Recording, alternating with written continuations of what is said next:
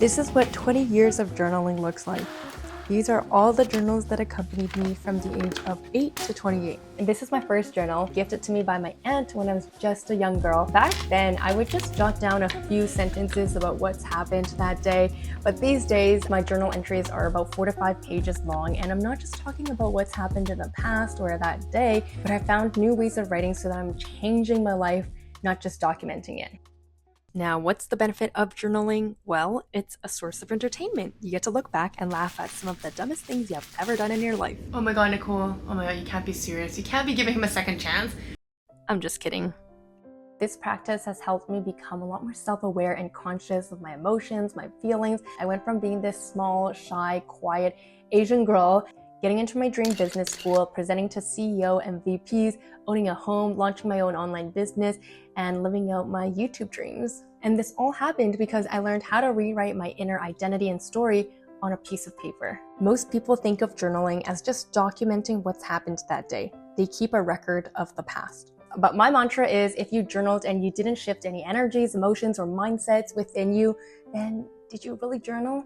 I think not. In today's video, I'm going to share with you 20 years worth of journaling wisdom and my best life-changing practices that has helped me with shifting my own identity and my life. I am grateful to wake up peacefully in a safe country today.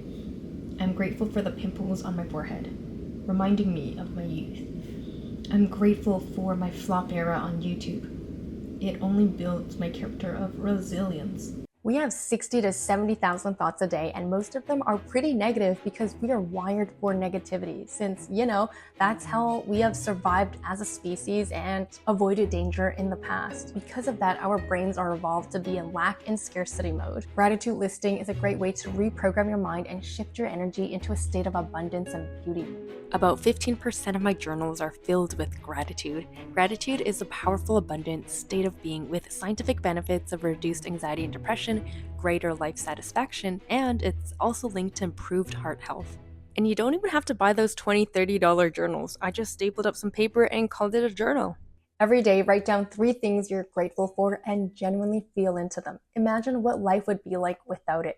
So many times we, for example, take for granted our health, and it isn't until we are lying on the bed, sick, bedridden, that we start to appreciate our health and our ability to breathe right now seamlessly. 10 million people wouldn't skip a heartbeat to exchange lives with you. They can easily find 100, 1,000 things to be grateful for in your life right now. On that note, here's another one of my favorite ways to do gratitude journaling when you have a little bit more time. I like to imagine someone else waking up in my body and I'm watching them wake up as a third person, and this person is waking up amazed at everything that I have, the person that I am, from having my own bed to having my own private space, my own bedroom, a window for natural lighting. They see that I have a phone, I can communicate to people, I have access to unlimited free resources at the tip of my fingertips. They can find so many reasons to be so grateful for my life, and that's why this exercise is so helpful. Notice every single thing, and you're going to start noticing gratitude and abundance in every single corner of your life right now. Now let's talk about emotional dumping. I'm very cautious with emotional dumping because research has shown, and I've personally felt this before, but when you are venting, you're emotionally dumping, it causes you to be even more upset and you might be adding more fuel to the fire. However, I do believe it is important to be able to have a safe space to let out your emotions, to vent things out. There's a space for even your most darkest secrets, your darkest thoughts. Allow yourself to feel into the emotions. There's no judgment or shame in this space. Let it be messy and raw. In society, men and women have been taught to suppress their emotions, which can be extremely detrimental for not just your mind, but also your body and health. As women, we have been taught to be people pleasers, to be considerate of other people, to be nice, but research like through Dr. Gabor Mate's work has shown that these women are at higher risk for developing immune disorders and having breast cancer because they're suppressing, storing all of these emotions. They're burying it within their bodies. Men have also been taught from a young age to not be emotional, to not cry, and they also end up burying a lot of their emotions. Journaling is just a really great way to release all these pent-up emotions that's been stored in our bodies. But after dumping it all out, you don't want to just stop there, because that unpleasant emotion, whatever it is still lingering in within you. And we want to transform that into a higher elevated state or emotion. We want to do deeper reflections for deeper transformation and to upgrade the quality of your life. You want to journal and ask yourself, why did you have such a strong emotion and reaction to this? What is hiding underneath? What perspectives, what beliefs about yourself and the world did you hold that caused you to struggle and have these emotions?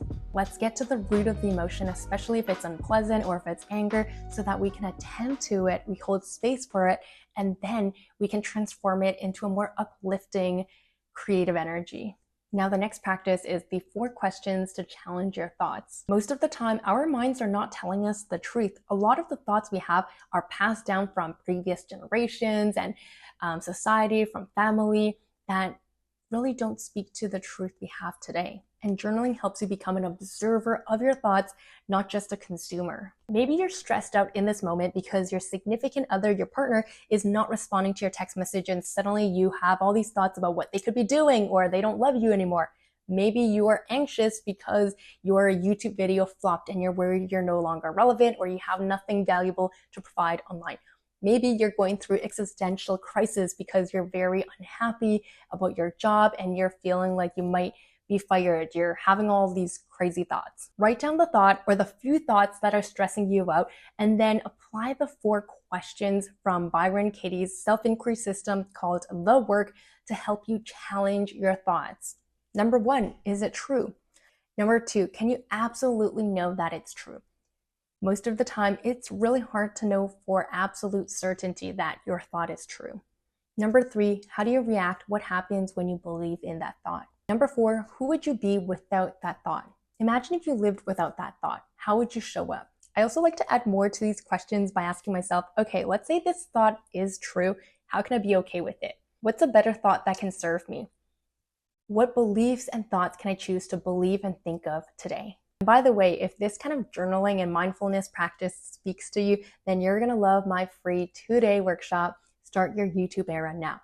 On day 1, we're going to go deeper into these journaling practices that will help you shift out of fear to take action on your biggest dreams showing up on YouTube. The link to join this free workshop is in the description box below and also in the pinned comments. I would love to see you there. Now, my 4th practice is called Best Case, Worst Case Scenario. This is especially great if you have an upcoming situation, event, or a decision to make and you're feeling a lot of stress or anxiety, nervousness about. You're moving to another country, you want to quit your job and start your dream business, or you're considering breaking up with a partner or a friend. 2 years ago, when I did this exercise, I was just starting my YouTube, and my worst case scenario was I was so scared that my party friends would find me too cringe, they found me too boring, and I was so scared of flopping online, having no views, and I would publicly humiliate myself. I was so scared that nobody would want to watch me and that I was going to be so boring to them. The value in writing out the worst case scenario is you kind of mentally prepare yourself for the worst, but also you realize that the worst case isn't that bad. Like in my worst case, sure, it will sting that I may flop, I may not have people watching me, I might feel judged and humiliated, but I'm still alive, I'm still gonna be healthy and fine. And sometimes we really forget that it isn't too bad and that we can survive the worst case scenario. It isn't that bad at all. Like the world isn't ending, we're still alive, my family and closest friends still love me. And then you want to write out the best case scenario. So for me, 2 years ago, I wrote that if I posted my YouTube videos, the best case was I have acquaintances and friends who reach out to me. They realize we're on the same wavelength. We think very similarly. They want to be friends with me. They think I'm cool, okay? They admire my courage. Some people might binge through my content and they find a lot of value in what I had to share. When you write out the best case scenario, you start feeling into the abundance. You tap into the endless possibilities of what could happen if you do start out this journey. And it got me really motivated and inspired to start my YouTube channel. And also by writing out these 2 polarizing scenarios, it really helps you uncover your deepest fears as well as what you are choosing not to trust. So in my scenario, I realized I was seeing the worst in people, like especially my quote unquote party friends and acquaintances I haven't seen in a long time. And I wasn't giving them the benefit of the doubt that these people would see the beauty the courage in me showing up for my YouTube. I have a list of my favorite prompts that I have collected over the past few years, and whenever I have nothing to write about, I like to choose a prompt or two to write on, and it helps me really tap into my power. So here are some of my favorite prompts. I am gonna pop a bunch of them on the screen and read out a couple that I really like. Who do I need to be today if I want to create the life or the business I want?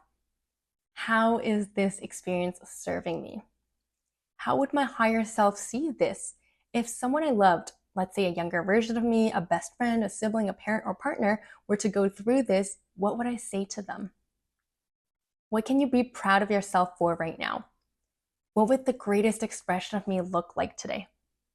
What can I control and what can I not control right now? And in the evenings, I like to reflect with a few of these prompts. I am proud of myself today for showing up. What can I celebrate about today? How can I show up better for tomorrow? What's the intention I want to set for tomorrow? Here's one thing I could have improved for today. Now, my sixth practice is called the Higher Self or Future Self Pep Talk. This is such a great practice when you're feeling demotivated, you're going through a tough time, when you are feeling unpleasant emotions and you're just down in the slumps.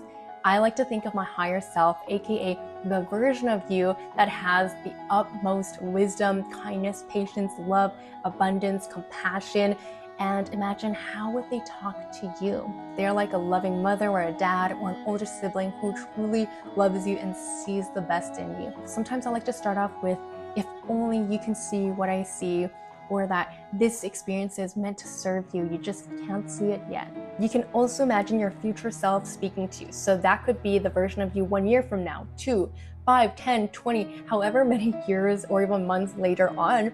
Imagine what would they say to you. They might say, thank goodness, Nicole, you started your YouTube channel 1 year ago, because look at all the amazingness you have created for yourself and other people. For you, you have so much more confidence, you're so much more comfortable sharing your wisdom, blah, blah, blah, blah, blah. You know what I mean? Now, my last practice is called morning pages, and I've only recently, over the past few months, discovered this and added it into my toolbox, but it is from a book called The Artist's Way, and it's helped thousands of creatives, artists, entrepreneurs, writers with tapping into their creative work. It's a morning practice where you basically want to write and fill up 4 pages of anything you want. The goal is you just keep writing and you don't stop until the 4 pages is done. You can keep writing, I don't know what to write, until a new thought comes in. This practice is meant to help you unblock your mindset and emotions to allow creativity and life to flow through. It has been one of my most favorite practices, actually, and helped me come up with a number of different ideas, and I surprise myself with what I'm going to be writing each day, depending on what comes up for me. Above all, if you want to start journaling, you do not even need a journal. As you can see, some of my journals have basically been pages of paper just stapled together, and bam, I just called it a journal.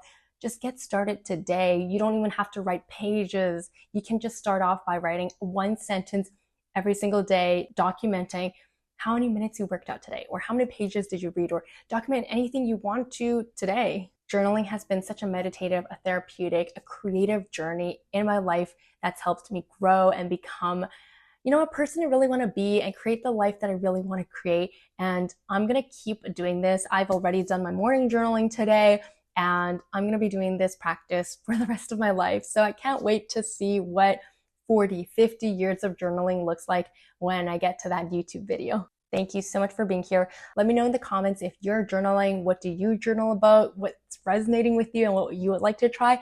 And I will see you in the next video. Thanks for being here. Bye.